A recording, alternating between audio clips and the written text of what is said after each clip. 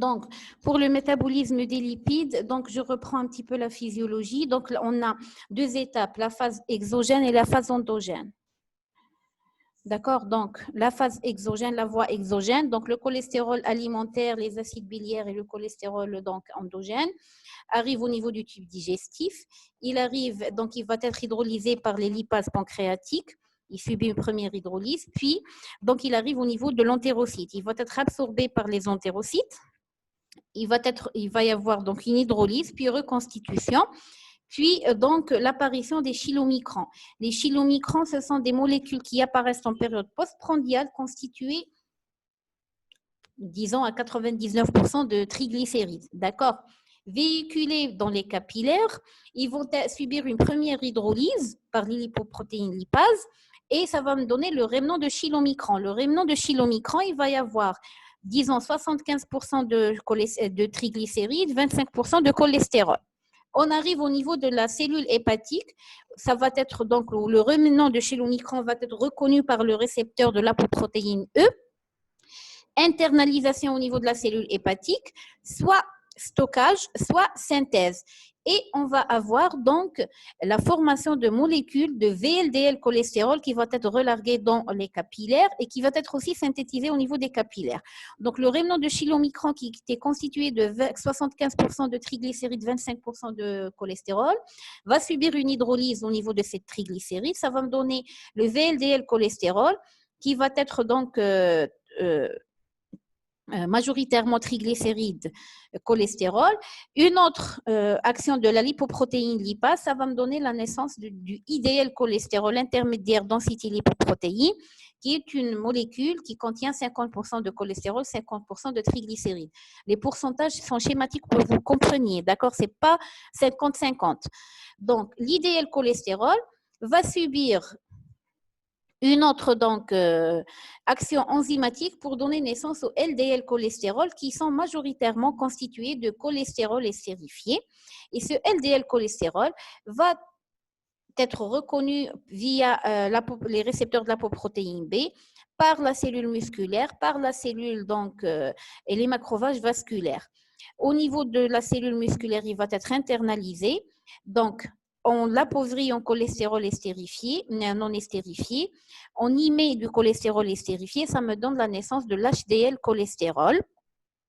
Donc, cet HDL cholestérol véhiculé donc dans les capillaires subit l'action de la LCAT. Ça va me donner le HDL2 avec cholestérol estérifié, l'IDL cholestérol qui va partir, être reconnu par l'hépatocyte, phagocyté donc, et ça va donc, on aura diminué le cholestérol des cellules périphériques vers le foie pour être éliminé dans le cercle entérohépatique.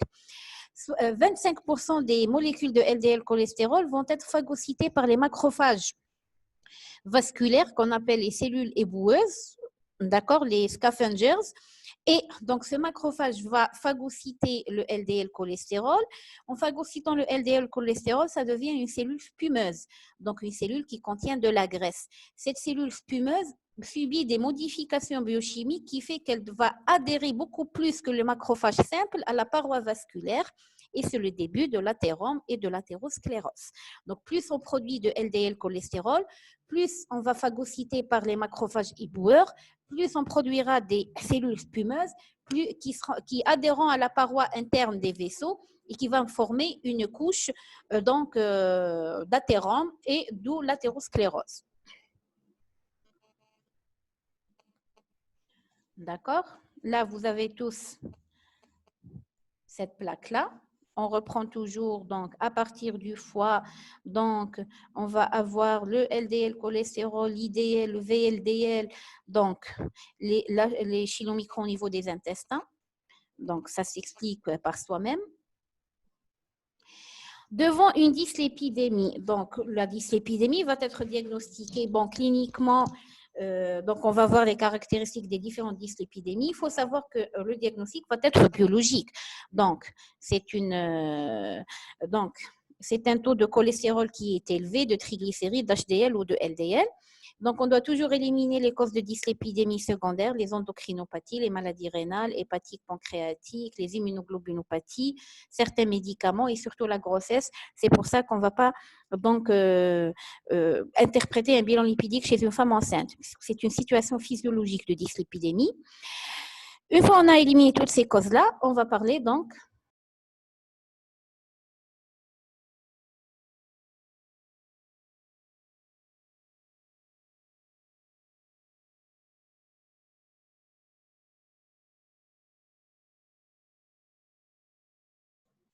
Donc, on reprend. Donc, si on est devant une dyslipidémie primaire, on doit la classer selon la classification de Frederickson. Donc, les Frederickson, donc, vous savez très bien, on a vu, donc, on a le type 1, 2A, 2B, 3, 4 et 5. On avait vu, donc le type 1, c'est une atteinte des chylomicrons. Le type 2A, c'est une atteinte du LDL. Le type 2B, c'est une anomalie de LDL, de VLDL. Le type 3, VLDL. Type 4, VLDL. Type 5, VLDL et chylomicron. Et là, vous avez le profil lipidique des patients selon le type de dyslipidémie. Pour faciliter l'apprentissage, vous prenez type 1, 2A, 2B, 3, 4, 5. Vous allez l'hypoprotéine, vous allez mettre chylomicron dans le 1 et dans le 5. Vous allez mettre le LDL dans le 2 et dans le 2A, 2B. VLDL, 2B, 3, 4 et 5. Donc, type 1, 2A, 2B, 3, 4, 5. L'hypoprotéine atteinte chylomicron 1 et 5. LDL 2A, 2B. VLDL 2B, 3, 4 et 5. Ça va me donner un profil lipidique. Dans le type 1, je vais avoir beaucoup plus de triglycérides que de cholestérol. Dans le type 2A, je vais avoir uniquement du cholestérol. Dans le type 2B, je vais avoir du cholestérol plus que les triglycérides. Dans le type 3, c'est beaucoup plus les triglycérides que le cholestérol. Le type 4, c'est uniquement des triglycérides. Le type 5, c'est du cholestérol et des triglycérides. Donc, pour le profil lipidique, je vais mettre triglycérides et cholestérol dans le 1 et le 3. Je vais mettre cholestérol seul dans la 2A, triglycérides seul dans la 4. Dans le 2B et le 5, je vais avoir cholestérol plus triglycérides. D'accord? Donc, l'hypercholestérolémie familiale monogénique due à une mutation du gène des récepteurs du LDL, ça va me donner une élévation du LDL cholestérol.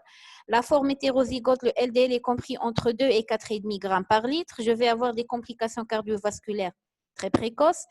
Dans la forme homozygote, le taux de LDL est supérieur à 5 grammes par litre. D'accord? Donc, je vais avoir des complications cardiovasculaires carrément infantiles. L'hyperlipidémie familiale combinée, donc on a élévation des triglycérides et du cholestérol, ça peut être du 2B, du 3 ou bien de la 5.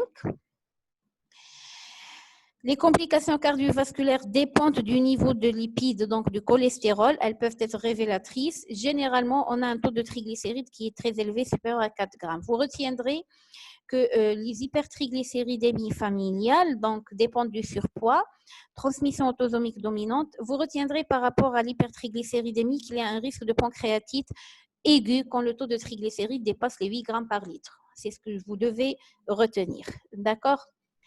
Donc, le traitement, il faut savoir qu'on ne traite pas un bilan lipidique, mais on traite une personne qui a un risque de complications ischémiques, donc un risque cardiovasculaire.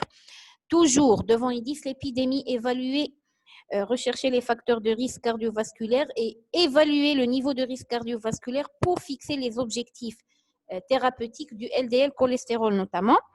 Après avoir éliminé une cause secondaire qui peut être traitée et normaliser la dyslipidémie, donc on va préconiser en première intention les mesures hygiéno-diététiques, puis donc utiliser les médicaments, que ce soit les fibrates ou les statines, pour normaliser le bilan lipidique de notre patient. Les fibrates augmente l'activité de la lipoprotéine lipase et la taille des LDL cholestérol en diminuant leur densité, ce qui fait qu'ils ont une action sur la réduction des triglycérides de jusqu'à 50%, une augmentation du LDL jusqu'à 40% et diminution des LDL de 15 à 30%. D'accord? Les effets secondaires des fibrates sont communs aux statines, c'est les myalgies, la rhabdomyolyse aiguë, la cytolyse hépatique, l'insuffisance rénale. Donc, toujours doser les transaminases avant de débuter un traitement, un mois après et chaque 3 mois, puis annuellement avec dosage des CPK et LDH, surtout si le patient se plaint de myalgie.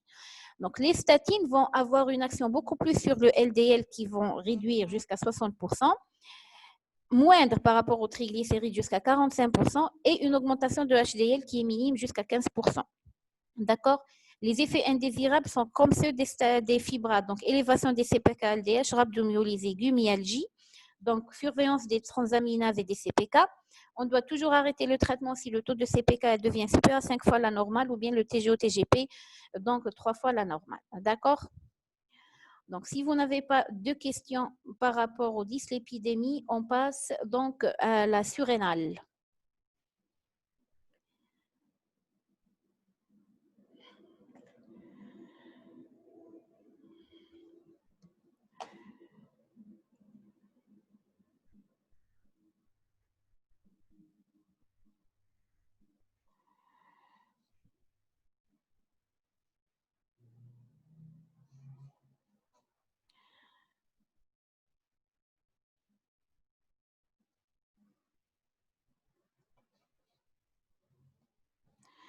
Donc, on va passer à la surrénale.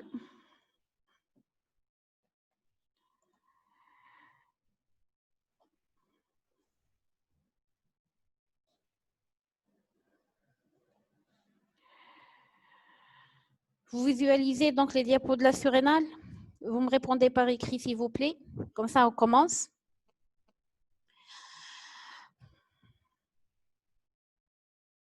Très bien. Donc, pour l'exploration de la fonction surrénale, un petit donc, rappel, les surrénales, ce sont des glandes, des glandes de Peyre, une glande de Peyre située au-dessus des reins. Donc, ce sont des glandes endocriniennes qui vont être départagées selon leur histologie et leur fonctionnalité en zone centrale qui est médullosurrénale, responsable de la sécrétion des catécholamines dont le chef de file est l'adrénaline, et en cortico-surrénale avec 3 couches histologiques et fonctionnelles différentes. On va avoir la zone réticulée responsable des androgènes surrénaliens, donc notamment la testostérone, la zone fasciculée responsable de la sécrétion des glucocorticoïdes dont le chef de file est la cortisol, et la face, donc plutôt la zone glomérulée responsable de la sécrétion des minéralocorticoïdes dont le chef de file est l'aldostérone. Il faut savoir que la surrénale, la corticosurrénale va être donc sous l'effet de l'hypophyse, donc l'hypothalamus qui sécrète le CRH, stimulant la sécrétion hypophysaire de la CTH, qui va stimuler la zone fasciculée pour le cortisol et la zone réticulée pour les androgènes. Les minéralocorticoïdes dépendent donc des troubles ioniques et du système angiotensine, donc l'hyperkaliémie, donc qui va moduler notamment, et l'anatrémie qui vont moduler la sécrétion donc, de l'aldostérone. L'exploration de la fonction glucocorticoïde a 2 facettes, l'exploration fonctionnelle et l'exploration morphologique. Fonctionnelle, est-ce qu'il existe une hypersécrétion ou bien un déficit sécrétoire, et l'exploration morphologique pour voir la cause de ce déficit ou de cette hypersécrétion. On commence par l'exploration fonctionnelle. Donc, l'exploration statique, c'est donc le dosage des différentes hormones surrénaliennes. On commence toujours par la fonction glucocorticoïde puisque c'est l'axe vital. On a besoin de cortisol pour le tonus. Si on n'a pas de cortisol, on risque le collapsus. Donc, l'exploration statique, une cortisolémie à 8 heures. On peut avoir lieu donc au cycle du cortisol sanguin. Donc, vous vous rappelez que la sécrétion du cortisol, elle est cyclique. On a un cycle nictéméral, un maximum à 8 heures du matin pour avoisiner les 0 à minuit et reprendre pour arriver au max à 8 heures le lendemain. Ce qui fait que un taux de cortisolémie élevé à 8 heures va suggérer qu'il y a un excès de cortisol. On va s'assurer, est-ce qu'il s'agit d'une hypercortisolémie qui respecte le cycle nictéméral ou bien il y a rupture du cycle nictéméral, donc cortisolémie chaque 4 heures de temps pendant 24 heures. Ou bien à défaut, donc pour éviter ce cycle du cortisol qui n'est pas toujours évident, on peut faire un recueil des urines des 24 heures avec mesure de la créatinémie et dosage du cortisol libre urinaire. Le cortisol libre urinaire reflète donc le taux de cortisol plasmatique. On va éliminer dans les urines autant de cortisol utilisé par les cellules. Donc, si le cortisol libre urinaire revient supérieur à 100 microgrammes par 24 heures, ça veut dire qu'il y a une hypercortisolémie. Le cortisol salivaire qui n'existe pas chez nous a la particularité de doser le cortisol libre, donc le cortisol biologiquement actif. Si vous faites une cortisolémie salivaire, c'est anodin, donc il n'y a pas d'intervention. Et c'est un cortisol libre, donc biologiquement actif, directement phagocyté par la cellule et avec des actions biochimiques. La cortisolémie, donc, va doser le cortisol lié aux protéines de transport.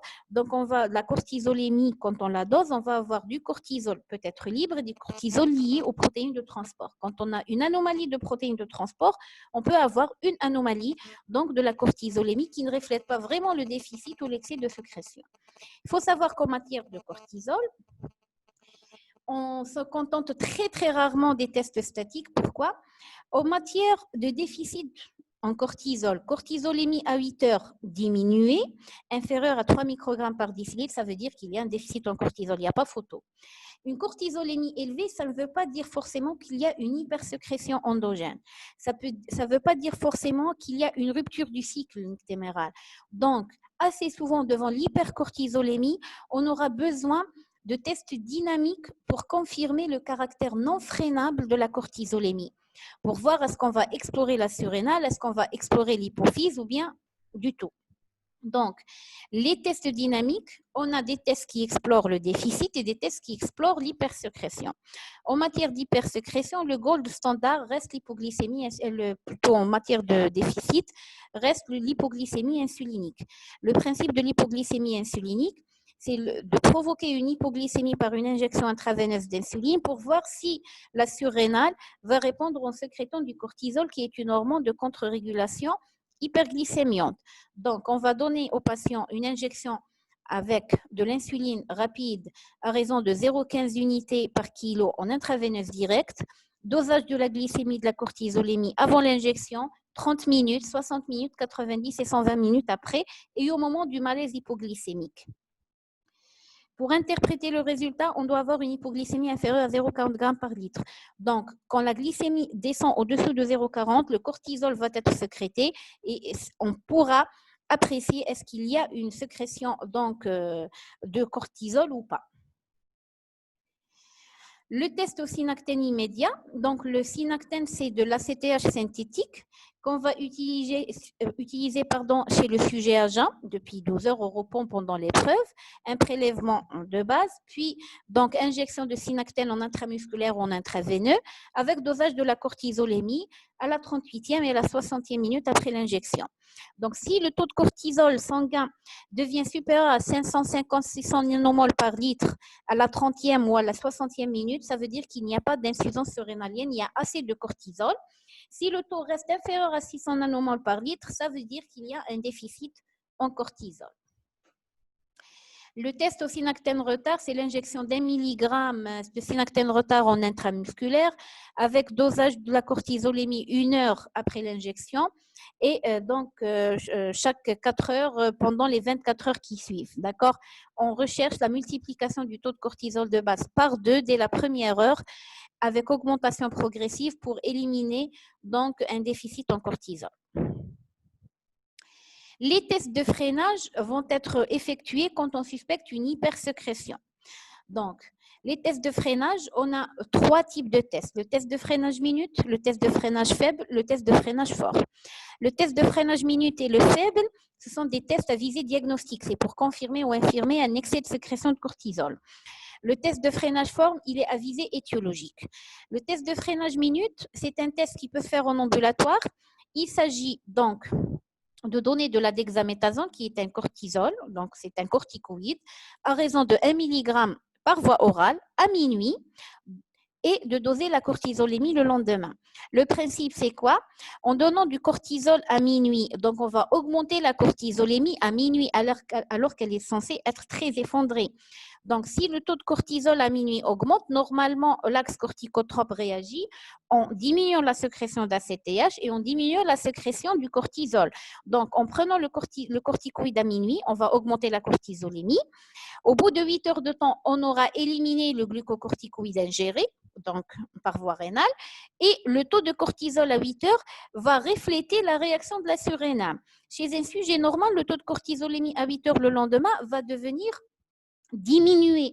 Si le cortisol avant était élevé, il va diminuer parce qu'il y a une augmentation assez importante. Si le taux de cortisol après la prise de la dexaméthasone reste supérieur à 18 microgrammes par millilitre, qui est appelé seuil de freinage, ça veut dire qu'il y a une hypercortisolémie quand même persistante. Et donc, je reprends un petit peu la physiologie. Donc, l'ACTH stimule la sécrétion du cortisol. Quand le taux de cortisol s'élève, l'ACTH est freiné, donc elle diminue pour que la surrénale arrête de sécréter du cortisol jusqu'à normalisation du taux et puis on reprend. Quand on a une anomalie de la cortisolémie, élévation de la cortisolémie, donc cette élévation de la cortisolémie, elle est censée freiner le taux d'ACTH l'ACTH, donc, va envoyer un signal à la surrénale arrête sa sécrétion de cortisol et c'est une cortisolémie qui se normalise. Je suis devant une situation où le cortisol sanguin est élevé avec un cycle qui est rompu, un cortisol libre urinaire qui est élevé. Je procède au test de freinage minute, c'est-à-dire il y a un phénomène d'adaptation qui fait que à partir d'un certain seuil, l'hypophyse n'est plus freinée. Je vais donner de la dexaméthasone, donc je vais augmenter momentanément le taux de cortisol sanguin et je vais voir la réaction. Si l'axe corticotrope est freiné, ça veut dire que l'élévation de mon cortisol, elle n'est pas due à une tumeur surrénalienne ou autre, elle est due à une situation passagère. C'est la prise de glucocorticoïdes, c'est le stress, c'est l'obésité, etc.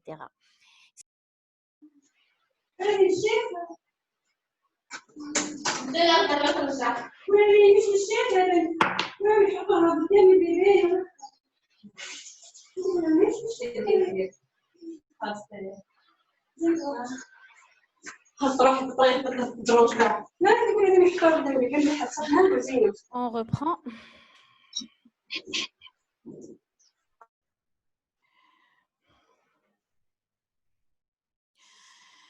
Donc, le test de freinage, une fois négatif, c'est-à-dire le taux de cortisol reste supérieur à 18 microgrammes par millilitre, on procédera au test de freinage standard, qu'on appelle aussi test de freinage faible ou test de Lidl, qui consiste à donner une dose plus importante de dexaméthasone sur une durée plus longue, 0,5 mg per os chaque 6 heures pendant 48 heures, avec dosage de la cortisolémie, du cortisol libre urinaire éventuellement, en fin de test. Si le taux de cortisol sanguin descend au-dessous de 30 nanogrammes par millilitre, 50 nanomoles par litre, ça veut dire que le test est positif, on a freiné le taux de cortisol, le syndrome de Cushing est éliminé.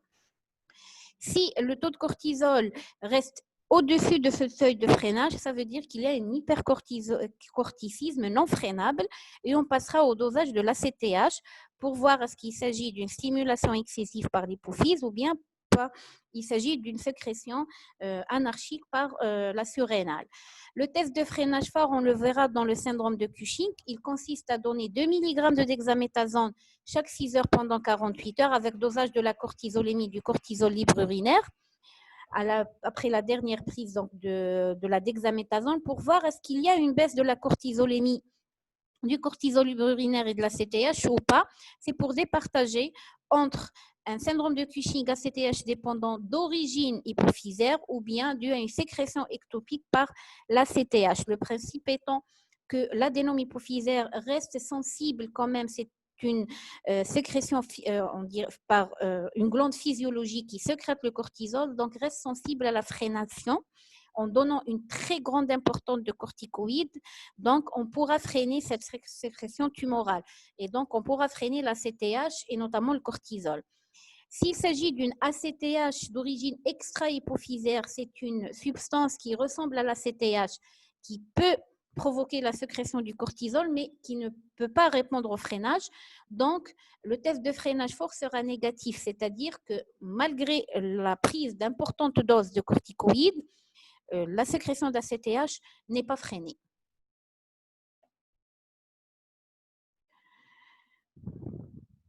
D'accord.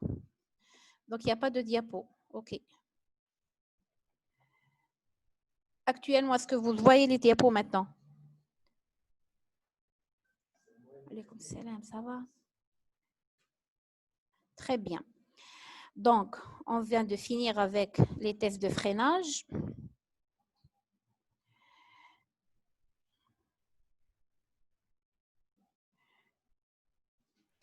Le test à la CRH, c'est un test qui a été délaissé depuis l'avènement de l'imagerie hypophysaire. Donc, il s'agit d'injecter de la CRH. Généralement, c'est 100 mg de CRH. Donc, 1 microgramme par kilo de CRH, c'est aux alentours de 100 microgrammes de CRH à 20 heures avec dosage de la CTH et de la cortisolémie pour voir est-ce qu'il y a une élévation de la CTH et du cortisol ou pas. Donc, si en injectant de la CRH, le taux d'ACTH augmente, ça veut dire que notre déficit en cortisol et en ACTH est dû à une atteinte hypothalamique. Il n'y a plus de CRH hypothalamique, c'est pour ça qu'il n'y a plus d'ACTH et de cortisol. Si le taux d'ACTH après l'injection de CRH n'augmente pas, ça veut dire que l'atteinte est hypophysaire. C'est l'hypophyse qui est atteinte, donc elle est stimulée par l'hypothalamus, mais les cellules corticotropes ne sont plus fonctionnelles. Donc ça a été délaissé, ça n'existe plus pratiquement, il n'est plus utilisé depuis l'avènement de l'imagerie par résonance magnétique. Le test à la desmopressine, je vais le détailler au cours donc du syndrome de Cushing.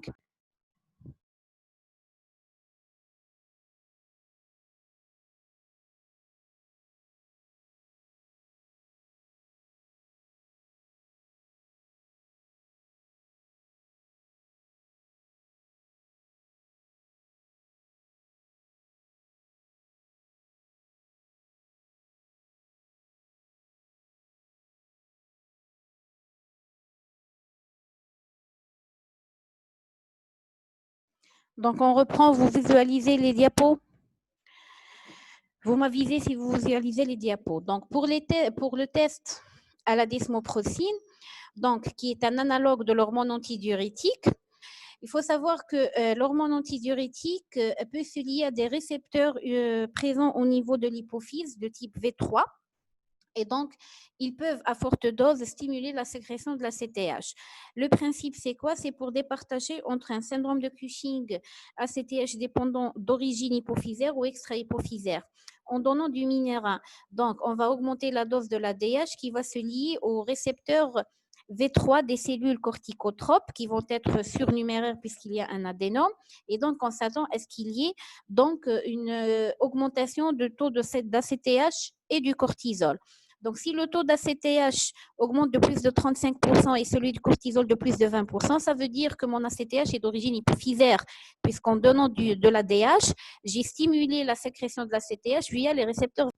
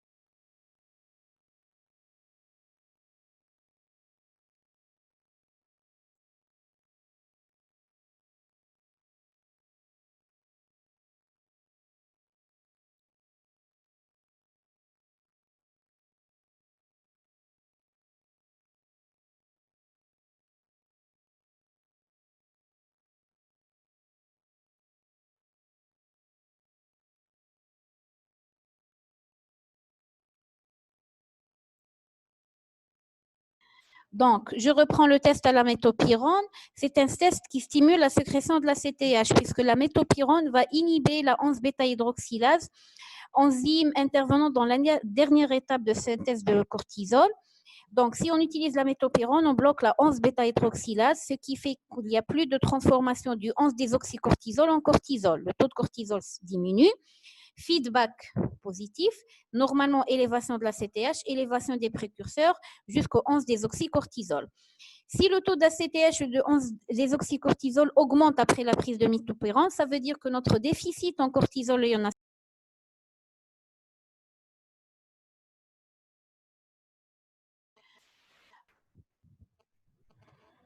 Si le taux d'ACTH et de 11-désoxycortisol augmente après la prise de métopyrone, ça veut dire que l'atteinte, le déficit en ACTH était dû à une atteinte hypothalamique. S'il n'augmente pas, l'ACTH n'augmente pas, le 11-désoxycortisol n'augmente pas, ça veut dire que l'atteinte est d'origine hypophysaire. C'est l'hypophyse qui n'arrive pas à sécréter l'ACTH.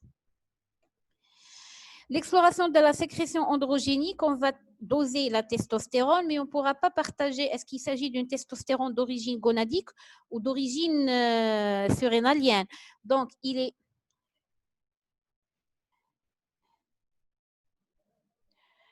Est-ce que vous avez les diapos maintenant? Vous visualisez les diapos?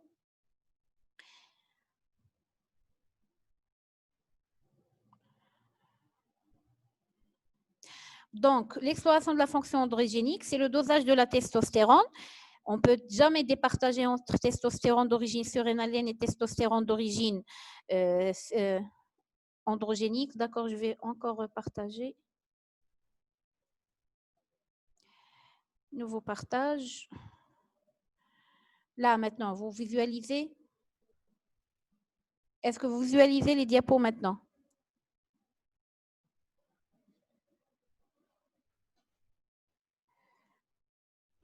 OK.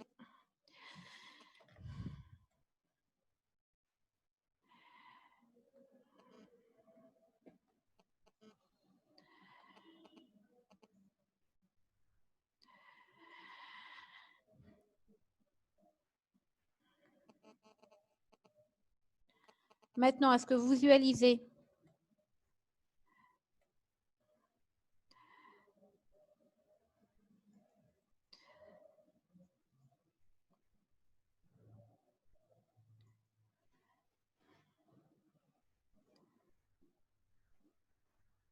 Très bien. Et donc, on va doser en parallèle de la testostéronémie, on va doser les précurseurs de la testostérone, notamment le déhydroandrosténédione, le delta-4-androsténédione et le sulfate déhydroandrosténédione. Donc, dosage de la DHA, la SDHA, delta-4-androsténédione et testostérone. Donc, c'est des précurseurs de la testo, que ce soit au niveau surrénalien ou gonadique. Donc, on ne pourra pas faire la part des choses et on devra donc compléter par une exploration morphologique. L'exploration de la fonction minéralocorticoïde. Avant, on procédait aux tests dynamiques de freinage et de stimulation. Maintenant, on n'en procède plus. Donc, un ionogramme sanguin, un taux d'aldostéronémie d'activité rénine plasmatique, on va nous orienter directement. Si la rénine est basse avec un taux d'aldostérone élevé, il s'agit d'un hyperaldostéronisme primaire, donc une sécrétion exagérée par la corticosurrénale. Si le taux de rénine est élevé et que l'aldostérone est élevé, c'est un hyperaldostéronisme secondaire à une hyperréninémie. On va chercher une tumeur rénale à rénine. Si le taux de rénine est élevé et que le taux d'aldostérone est bas, ça veut dire qu'il y a un hypoaldostéronisme primaire par défaut de sécrétion surrénalienne. La stimulation par le régime sans sel, on y procédait avant. Pourquoi? Donc, après 5 jours de régime apportant 0,3 millimoles par kilo de sodium par jour, on doit multiplier par 3 ou par 4 le taux d'aldostérone plasmatique et urinaire par rapport au régime de contrôle de 3 millimoles par kilo par jour. Un même effet de stimulation peut être obtenu par l'administration d'un diurétique, généralement le furosémide à raison de 80 mg, avec mesure de l'aldostérone plasmatique 3 heures après. On va objectiver une forte augmentation chez le sujet normal. Là, c'est des tests vraiment théoriques. Actuellement, dès qu'on trouve une anomalie au niveau du taux de rénine et d'aldostérone, on procède à l'imagerie. Donc, puisqu'on a l'IRM maintenant, on peut avoir une scintigraphie et on va directement visualiser le niveau du problème. Pour les freinages de la sécrétion minéralocorticoïde, le freinage court consistait à entretenir une expansion volumique par perfusion intraveineuse de 2 litres de sérum salé en 4 heures de temps, qui devrait normalement entraîner un abaissement de l'aldostérone plasmatique. Bien sûr, un test à faire très prudemment et en s'assurant qu'il n'y a ni insuffisance rénale ni insuffisance cardiaque chez le patient. Le freinage lent, c'est l'administration d'une forte dose de N-alpha-fluorohydrocortisone, c'est un minéralocorticoïde de synthèse, qui provoque, en l'absence de tumeurs sécrétant l'aldostérone, un abaissement profond de l'aldostérone. C'est un minéralocorticoïde. Quand on le donne au patient, normalement, on va freiner le taux d'aldostérone chez le patient. Si le patient présente une tumeur, le taux d'aldostérone ne sera pas freiné par cette prise médicamenteuse et restera élevé. Donc, je vous ai dit que ce sont des tests qui sont très délaissés depuis l'avènement de l'imagerie. Pour l'exploration de la médulo-surrénale, donc, c'est le dosage plasmatique des catécholamines et le dosage des catécholamines urinaires, méthanéphrine et norméthanéphrine. Il faut savoir qu'en matière de médulo-surrénale, le dosage des catécholamines urinaires est plus spécifique puisque l'élévation des catécholamines plasmatiques donc, peut ne pas être spécifique d'un problème de la médulo-surrénale. Les catécholamines ne sont pas sécrétées uniquement par la médulo-surrénale, ils sont sécrétés par tous les ganglions parasympathiques. Donc, une élévation ne va pas concerner forcément donc, la médulo-surrénale. Primo. Secondo, une élévation des catécholamines plasmatiques peut être fonctionnelle due à une situation de stress, etc. Donc, vaut mieux doser les catécholamines urinaires qui sont les métabolites urinaires des catécholamines biologiquement actives. Si on trouve le taux de catécholamines urinaires 4 fois supérieur à la normale, ça veut dire qu'il y a une hypersécrétion importante d'origine tumorale des catécholamines et on pensera à ce qu'on appelle un phéochromocytin. C'est tout ce que vous devez retenir. Pour l'exploration morphologique, donc on peut objectiver un ASP. L'ASP peut objectiver des calcifications en regard des loges surrénaliennes au-dessus des reins qui peuvent noter donc une tuberculose surrénalienne. L'échographie peut mettre en évidence une tumeur. Le scanner donc peut mettre en avant donc une tumeur surrénalienne ou bien des signes de destruction de la surrénale, d'envahissement. L'IRM et le meilleur examen morphologique reste la scintigraphie au 19 norcholestérol marqué à